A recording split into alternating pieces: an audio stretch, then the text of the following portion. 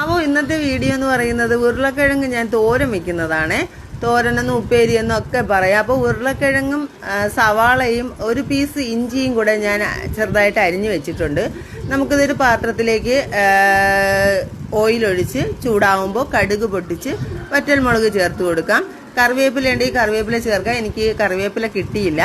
അതിനുശേഷം കുറച്ച് പെരിഞ്ജീരകവും കൂടെ ചേർത്ത് നമുക്ക് ഈ അരിഞ്ഞു വെച്ചിരിക്കുന്ന കഷ്ണങ്ങളും ആവശ്യത്തിന് ഉപ്പും മഞ്ഞൾപ്പൊടിയും ചേർത്ത് നന്നായിട്ടൊന്ന് മിക്സ് ചെയ്തതിന് ശേഷം മൂടി വെച്ച് വേവിക്കാം.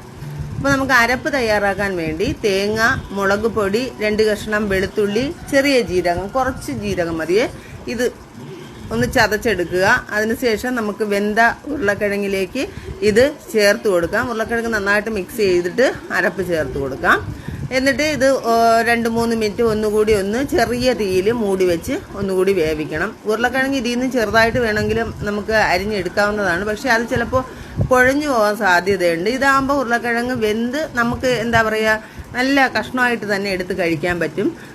അപ്പോൾ എൻ്റെ വീഡിയോ എല്ലാവർക്കും ഇഷ്ടമാവണമെന്നുണ്ടെങ്കിൽ ദയവായിട്ട് ലൈക്ക് തരണം. സബ്സ്ക്രൈബ് ചെയ്യാത്തവരൊന്ന് സബ്സ്ക്രൈബ് കൂടി ചെയ്തേക്കണേ.